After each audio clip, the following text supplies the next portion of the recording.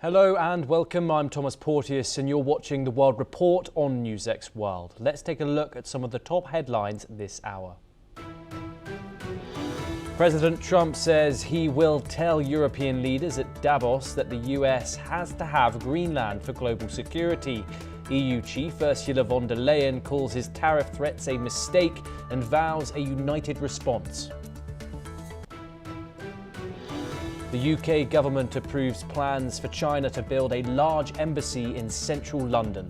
The move draws criticism from residents and rights groups despite official planning consent. President Zelensky says the Greenland dispute may distract from Russia's war on Ukraine. He urges the US to pressure Moscow after Russian strikes cut heating in Kyiv.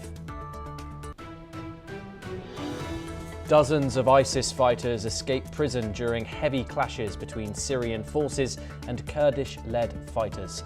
Negotiations between Damascus and the SDF collapse as government troops advanced east. Ukraine's Chernobyl nuclear plant loses all off-site power after widespread military activity. The IAEA says key substations and power lines critical to nuclear safety are affected.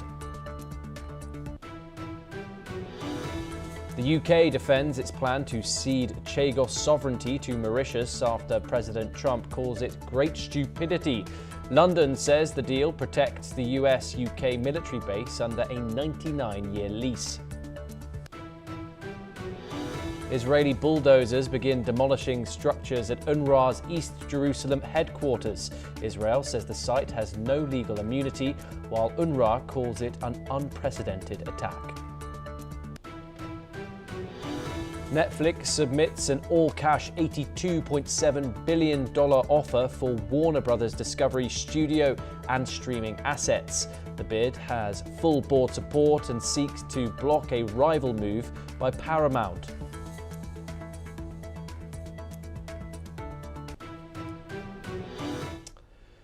Those are the top headlines for the hour, and our top story. Greenland's sovereignty and its geostrategic importance remain at the forefront of international discussions following US President Donald Trump's recent threats of tariffs on European goods.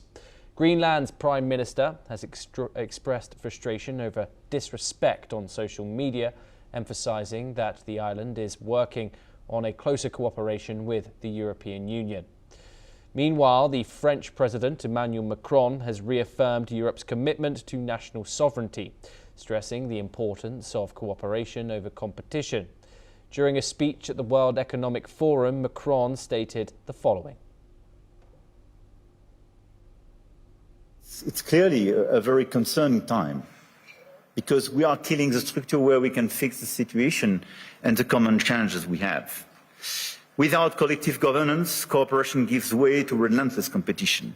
Competition from the United States of America through trade agreements that undermine our export interests, demand maximum concessions, and openly aim to weaken and subordinate Europe, combined with an endless accumulation of new tariffs that are fundamentally unacceptable, even more so when they are used as leverage against. Furthermore, the EU Foreign Policy Chief, Kaja Kallas, has firmly stated that the EU will hold its ground on Greenland's sovereignty despite US President Donald Trump's threats to impose tariffs on European goods.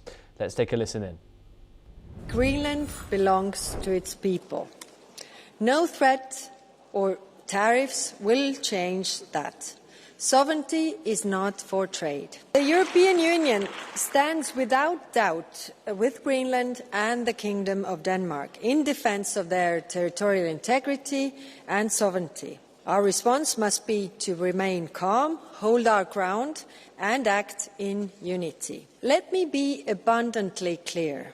Tariff threats will not pressure Denmark into handing over Greenland. They only risk making both Europe and the United States poorer and undermining our shared prosperity. We have no interest in picking a fight, but we will hold our ground. Europe has a slate of tools to protect its interests. Joining us now to discuss this story, which is at the top of geopolitical issues around the world, is Dan Perry. He's an international affairs expert. He joins us live from Tel Aviv. Dan, thank you very much for joining us. This, of course, is a pressing issue which is at the forefront of news and headlines all around the world, but of course also the Davos World Economic Forum, which is occurring right at this moment. And with Donald Trump threatening tariffs over Greenland to European allies, what kind of response does Europe have? And of course, what kind of implications will this have on that transatlantic relationship? Europe's response to Trump until now has been some combination of appeasement and flattery and wishful thinking that he'll somehow go away if one is sufficiently nice to him. Trump basically pocketed that and doubled down, and now he is projecting indifference to the Western alliance, to the existence of NATO, to any version of alliance with the Europeans. And I observe that they are starting to suspect that maybe a different approach is necessary. You asked Thomas what that could be. It could be many things. Europe has tremendous economic leverage over the U.S. Europe basically purchases over $500 billion of U.S. defense industry production a year via NATO or because of NATO. Europe allows access to many bases militarily to the United States military. The U.S. has access to 27 bases around the world because of NATO. That goes away potentially if NATO ceases to exist or ceases to function as an alliance.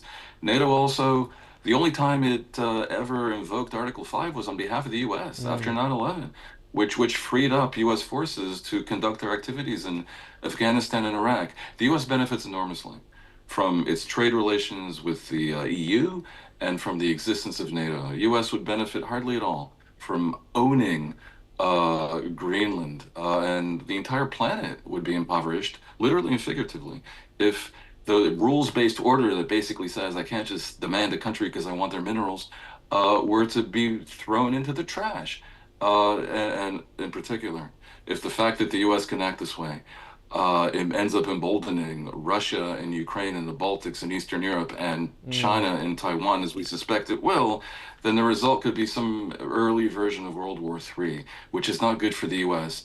This is so maniacally ridiculous that you're finally starting to see the invertebrates in the Republican caucus in the Senate hinting that they may turn on Trump. And there are quiet murmurs even of a willingness to impeach and convict him, which would require 20 Republican senators to join the Democrats. There's even speculation that at some point the 25th Amendment might be invoked. Now, I think that is very low probability, like 1 in a million. But in theory, that happens when the cabinet and the vice president decide that the president is, for whatever reason, incapacitated. And it's not likely, but anyone who reads Trump's letter to the Norwegian prime minister yesterday has to wonder if this person is not incapacitated. Because he's basically saying, since your country decided not to give me a Nobel Prize, and it's not true because Norway does not decide, then I'm no longer interested so much in peace, and now I'm going to take care of what's good and proper for the U.S. as if he hadn't been so far.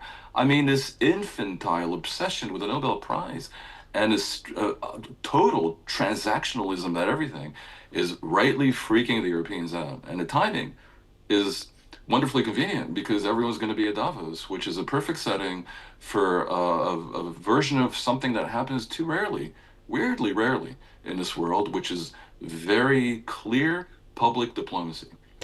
Do you think Donald Trump respects his European allies? Why does he need Greenland, that outright ownership? Why can't he collaborate with his NATO allies? I mean, I'm not the Trump whisperer. He probably thinks Greenland is as big as it looks on maps, which is about 10 to 15 times bigger than it really is. Greenland has minerals. I guess he wants them, or at least wants to be seen as a person who gets minerals. This is a person who abducts Nicolas Maduro, a terrible dictator who is rightly out of power. but it's on the edge, such a move to abduct the dictator of another country. You got to be careful to be seen as not having done it as a usurper who's after their oil, which is what he does a few hours later when he says, in justifying this action, we need access to Venezuela's oil. So this is Donald Trump, and he thinks it's kind of cool if he says we need access to the minerals, rare earths in Greenland, which, by the way, are difficult to extract and may not be economical. He's also making up nonsense about how China and Russia are threatening Greenland and are in the seas off Greenland, when in fact they're in the seas off Alaska, which the U.S. does own. It's all just nonsensical, which is why, given how little actual benefit there is in seizing Greenland, because the U.S. already has access to its bases through NATO. All they got to do is ask. There's nothing additional that can be gained by owning it. Given how little that can be gained, and given the tremendous downside of shattering NATO, and remember, every time he says, I'm not ruling out force, he's threatening military force on a NATO ally. America's rivals see this and conclude that NATO is a paper tiger at best and perhaps falling apart. And obviously, this is bad for business and bad for security for the U.S. I don't know why he keeps on doing it, but does he respect the Europeans? Plainly, he does not. He thinks they're pushovers, which is why it's probably a good idea on the part of the Europeans to push back, to send a few troops to Greenland as a signal, and to make clear that they won't be pushed around by tariffs, which, by the again, for the millionth time, are attacks on Americans. No country wants all their exports to be taxed because that messes up the global economy and their economy. But the main thing is the people paying whatever additional tariffs are American importers and American consumers. Dan Perry, thank you very much. Do stay with us as we move on to the Middle East for our next story. And the Iranian Parliamentary Commission says an attack on the supreme leader is tantamount to declaring war against the entire Islamic world and will lead to a jihad decree. This follows warnings from Iran's President Masoud Pezeshkian, who called any attack on Supreme Leader Ayatollah Ali Khamenei a full-scale war against the Iranian nation. Pezeshkian's statement came after US President Donald Trump's remarks, where he criticized Khamenei and said it was time to look to new leadership in Iran. Iran has been dealing with widespread unrest since December, sparked by economic issues and alleged foreign interference, particularly from the United States and Israel. Dan Perry joins us once again on this story coming out of Iran. By framing any threat to Khamenei as a war on the entire Islamic world, is Iran trying to internationalize what is essentially a domestic power struggle here? Yes, they are.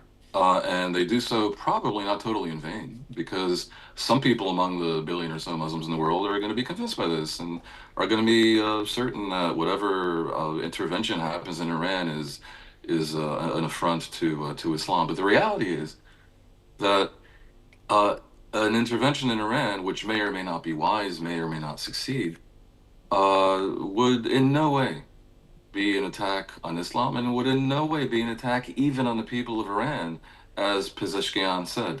It would simply be an attack on a regime that is opposed by the majority of people in Iran. And I suspect Pezeshkian knows this. I suspect he knows very well that they do not have the legitimacy that comes from popular support, and therefore he is lying. However, it's true that they can stir up potential trouble and even terrorism across the world by presenting it that way. Dan Perry, thank you very much for taking your time and joining us. It's always a pleasure to hear what you have to say. We now move on. We stay in the region for our next story. And a senior official in Syria's Kurdish administration has confirmed that the Kurds are in contact with Israel and are open to support from any source amid tensions with Damascus despite a recent deal. This comes as senior Syrian Kurdish official Elham Ahmad stated that a recent agreement between the Syrian government and Kurdish forces had no validity as tensions with Damascus spiked. Meanwhile, Syria's army has accused Kurdish forces of withdrawing from Al-Hol camp in the northeast, where thousands of Relatives of Islamic State jihadists, including foreigners, are being held. Al-Hol is the largest such camp in Syria's Kurdish-controlled areas and houses 27,000 people, including 15,000 Syrians and around 6,300 women and children from foreign countries from 42 nationalities. Joining us now is Ross Feingold. He is a political analyst. He joins us live from Taipei in Taiwan to discuss this ongoing situation in Syria. Ross, thank you very much for joining us. This, of course, situation remains volatile. It has done now for weeks. If the Syrian Kurds are openly seeking support from any source here, including Israel, does this signal desperation? It certainly wouldn't be the first time that Kurdish communities have had contact with Israel. This has been well documented in the past, including the autonomous Kurdistan regional government in Iraq.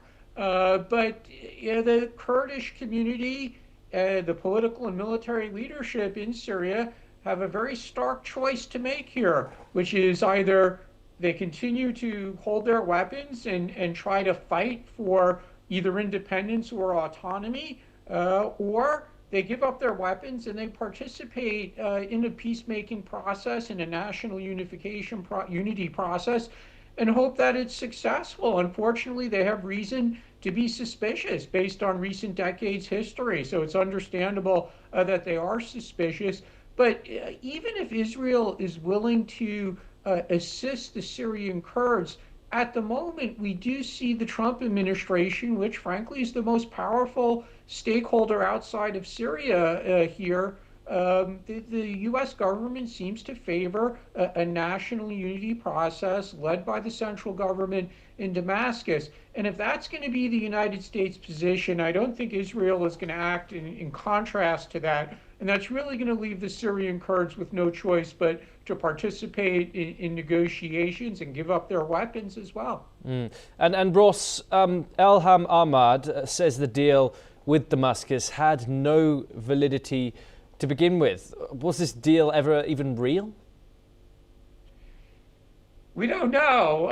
Again, it does seem like the United States was heavily involved with this. Ambassador Barak has been the key person within Syria and intermediating between the parties in Syria.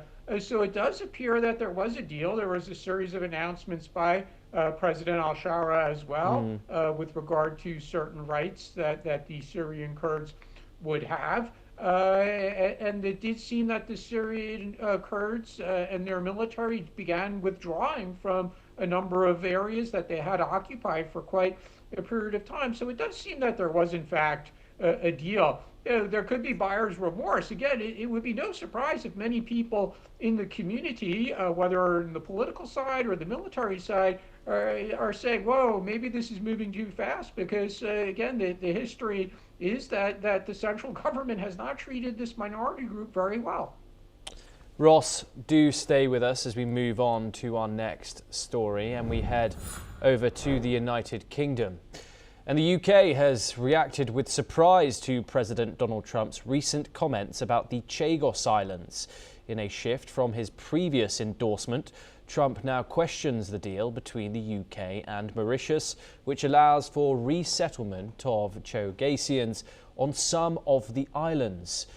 Chagosians who were forcibly removed decades ago to make way for a US military base on Diego Garcia are divided over the deal. Some view Trump's change of stance as a chance for greater self-determination, while others are uncertain about the future.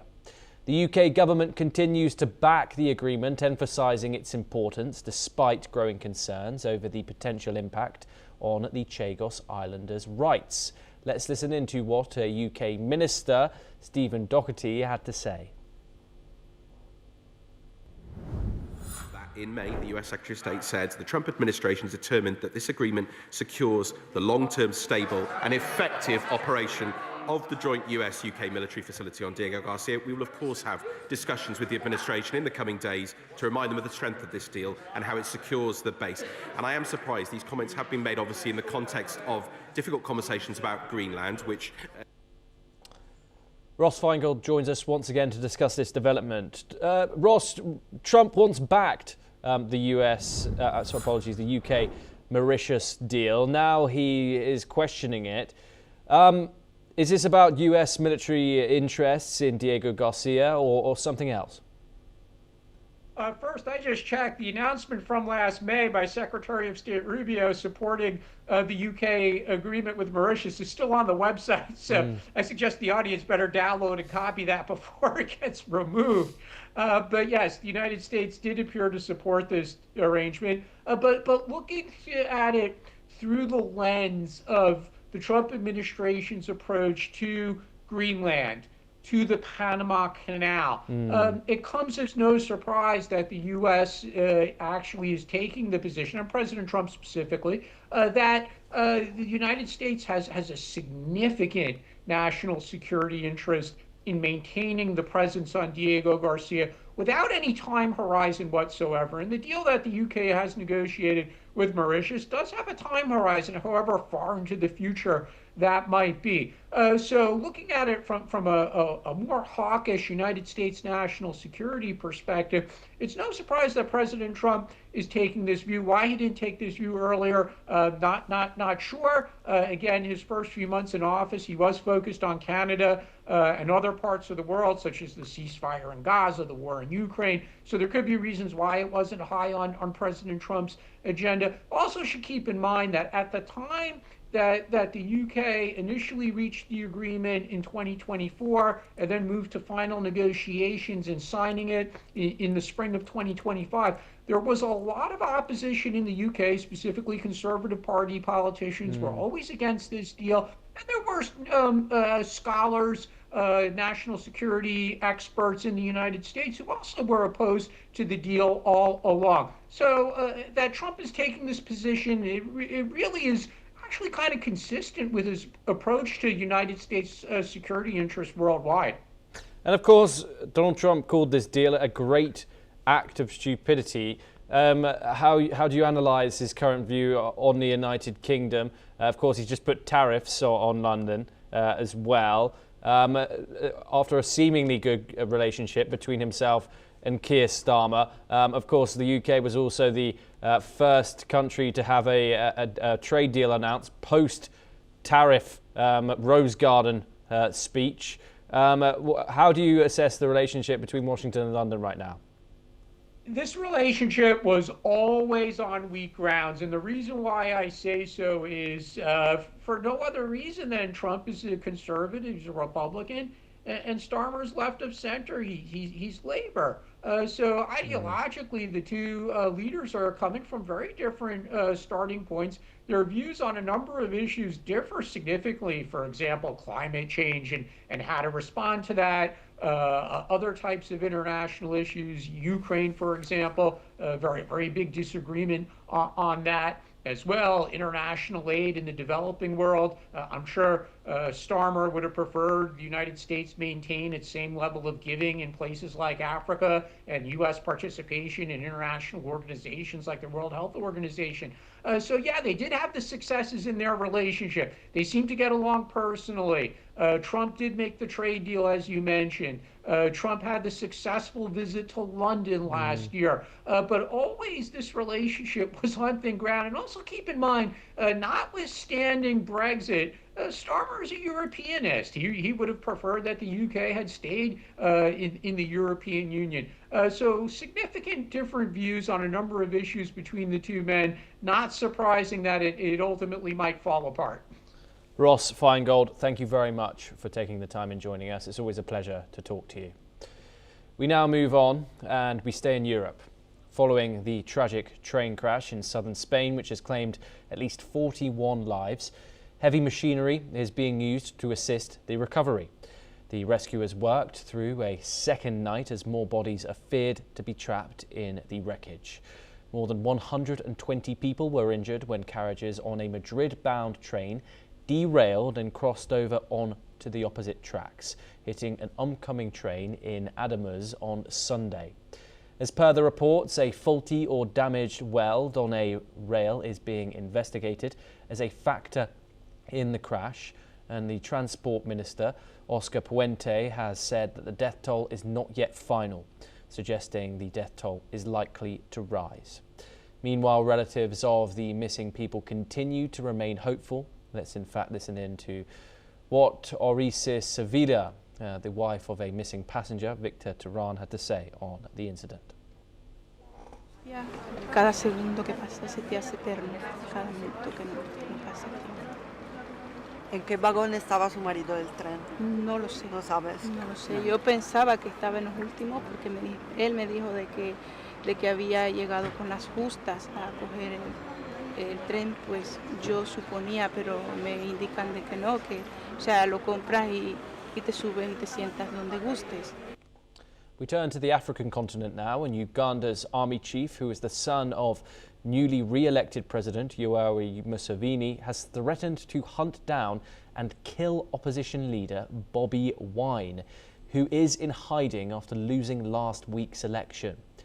General Muhoozi Kainerugaba has made no secret of his desire to succeed his father, who was declared the winner of a 7th term as the president at age 81 in a vote declared a sham by the opposition. He is typically referred to by his first name in Uganda, who was unusually quiet during the electoral campaign but returned to his provocative online postings soon after the results. In a post on X, Kainerugaba posted saying 22 NUP terrorists have been killed since last week, referring to the opposition National Unity platform led by Wine. Wine has since gone into hiding, accusing the security forces of raiding his home and attempting to capture him. His whereabouts have been unknown since Saturday. In his own posts, Wine criticised Kainerugaba's threats to kill me and demanded the military vacate his compound, adding, "My wife and people are not safe." Here's in fact a video message from Bobi Wine. Fellow Ugandans, my name is Chagulanyi Sentamu Robert, also known as Bobi Wine. Today is Saturday, the 17th of January 2026, and the time is 9 a.m. in the morning. My wife and I have been under house arrest since the 15th of January when we had elections, and yesterday our house was raided by some police officers together with a number of other unknown individuals in plain clothes. They used ladders to climb over our fence, they cut off our electricity, they cut off our cameras, and they were being assisted by a helicopter that was hovering in the sky of our compound and providing them light as they were doing what they were doing. Amidst that raid, I was able to use my skills and escape my house, but I know they're looking for me. Well, that's all that we have time for this hour. Keep watching NewsX World for more international news updates.